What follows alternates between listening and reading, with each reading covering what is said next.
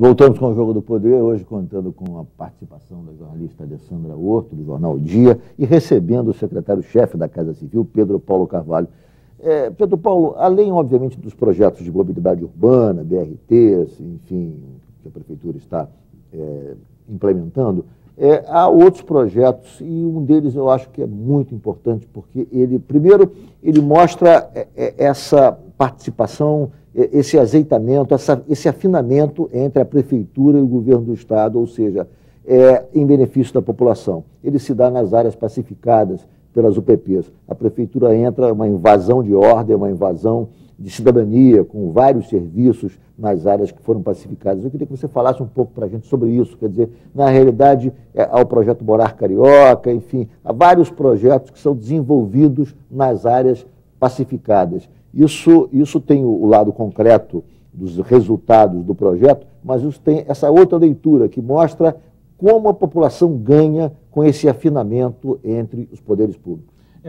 Isso é um conceito, acho que vital, e acho que é uma mudança de paradigma na cidade. A cidade sempre foi palco de dissonância, de disputa entre prefeito, governador, presidente. Eu acho que esse momento de união ele favorece, cara, a gente poder potencializar investimento público.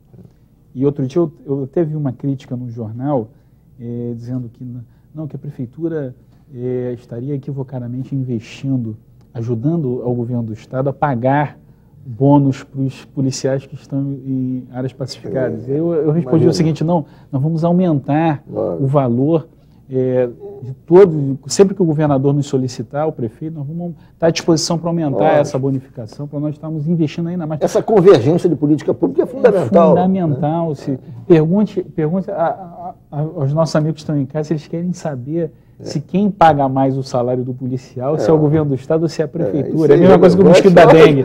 De quem é a responsabilidade. O que interessa é pacificar a cidade, pacificar as comunidades, devolver a cidadania, retomar esses espaços que estavam em poder de bandidos e agora em poder do Estado. Então, essa radicalização nossa de ajudar o Estado, de investir com os equipamentos da Prefeitura, colocar tudo de bom que tem no asfalto, que tem na Zona Sul, que tem na Barra da Tijuca, poder levar essas comunidades, poder levar para o complexo Isso tem acontecido. Alemão. Na realidade, a Prefeitura já está levando isso para as áreas pacificadas. Né?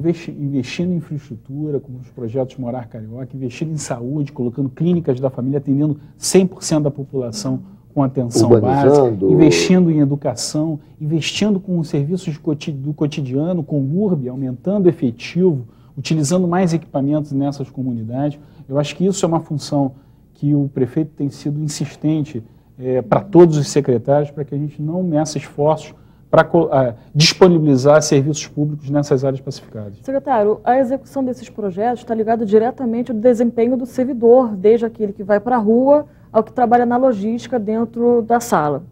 O senhor já implementou a política de pagamento de bonificação por desempenho, mas o senhor já vai avançar na qualificação, na capacitação desses servidores que estarão envolvidos nesses grandes projetos até 2016? Isso é uma preocupação permanente, Alessandro. Você não consegue ter uma boa empresa se os seus funcionários não estiverem qualificados e bem remunerados, reconhecidos por aquele trabalho. Imagine numa prefeitura em que nós recebemos ela com 12 bilhões de reais de orçamento, estamos terminando o último ano com 20 bilhões de reais, praticamente dobramos o tamanho da prefeitura, entregando, como eu disse aqui no primeiro bloco, 5 bilhões de obra, 1.500 pontos. Imagina o que é as nossas preocupações com a entrega disso. Isso é diretamente ligado ao servidor. Nós mantemos uma política de remuneração do servidor que já existia, todo ano há reajustes para esse servidor, estamos resolvendo pontualmente algumas áreas que tinham problemas e implementando a meritocracia. Não basta só remunerar todo mundo de forma igual, você tem que remunerar mais também quem quer fazer diferente, quem quer buscar excelência tem que ser reconhecido, para que isso sirva de um efeito exemplo, para que todos passem a cumprir melhor suas funções. Nós gastamos 120 milhões de reais no segundo ano com bonificações, com um acordo de resultados. Vamos gastar no ano que vem cerca de 150 milhões de reais nesse projeto, buscando essa excelência. Isso sem abrir mão de concursos públicos em todas as áreas, na área de educação, na área de saúde, na área de assistência social, para que não tenhamos esse problema do apagão de mão de obra que existe na iniciativa privada, mas que a prefeitura possa ter algum tipo de problema. Por exemplo, garis, a gente falou aqui do que significa os garis nas comunidades pacificadas. O gari é uma categoria que nós estamos valorizando muito, nós aumentamos quase 50% o salário do gari. Então, essa preocupação é uma preocupação permanente, seja do ponto de vista do mérito, da qualificação do servidor, seja do ponto de vista da sua remuneração para o seu dia a dia. O Rio é uma cidade inteligente. Na realidade, o centro de operações da prefeitura, eu acho que é um exemplo rematado desse avanço na inteligência da gestão, tecnologicamente falando, de uma cidade. Eu queria que você falasse um pouco para a gente desse centro de operações e também do serviço 1746, que é um serviço muito útil para o cidadão e talvez aquele que esteja nos assistindo não saiba da extensão desse serviço. O que aconteceu na prefeitura, só para a gente contextualizar, Ricardo, quase 2 décadas de investimentos em tecnologia na Prefeitura do Rio, mas eles foram voltados, independente do tamanho, da crítica do tamanho ou não, eles foram voltados para as atividades meio, para as atividades que a gente chama de formais ou formalísticas da Prefeitura. E agora, com essa gestão, nós estamos focando esse investimento, sem descuidar dos controles que a Prefeitura precisa, que o Estado precisa, que o gasto público precisa, transparência, regularidade e tal, mas investindo agora em tecnologia também com foco no cidadão, no nosso principal cliente.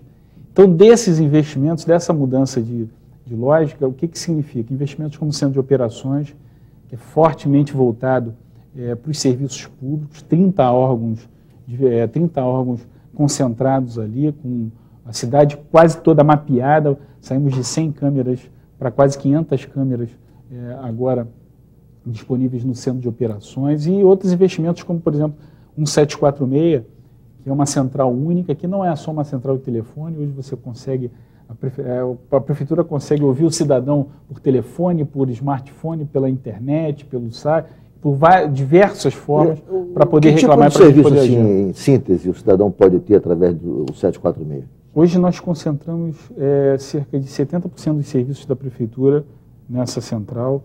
São mais de 300 serviços que vão da informação do IPTU, a troca de lâmpada, o sinal apagado, a varrição, ao carro estacionado irregularmente, mas com uma diferença. O 1746 não é só uma central que recebe a reclamação, ela recebe a reclamação e ela dá o prazo para atender. Isso é uma mudança também absolutamente inédita. Poucas cidades fazem isso. Tá? Nós olhamos um pouco o modelo de Nova York, eu acho que foi o que mais nos impressionou, foi isso, o desafio e a ousadia, de fixar um prazo. Você imagina o que era o passado, você ligava, você não conseguia acessar um telefone, você não imagine saber se aquilo ia ser atendido. E você mudar essa lógica, imagina você chegar e falar assim, olha, em 7 dias o seu buraco vai estar resolvido, muitas vezes em 5. E aí sabe o que a gente faz? O prefeito determinou assim, o funcionário, Alessandro, o servidor, que em vez de tapar o buraco em 7 dias que ele deu, tapar em 5, ganha bônus, ganha prêmio, porque atendeu bem o carioca. Então, acho que isso é uma mudança significativa que traz esse projeto no 746. O Rio se prepara para sediar 2 eventos importantes. A Copa do Mundo de 2014, que vai ter parte dela no Rio de Janeiro, e os Jogos de 2016, as Olimpíadas de 2016.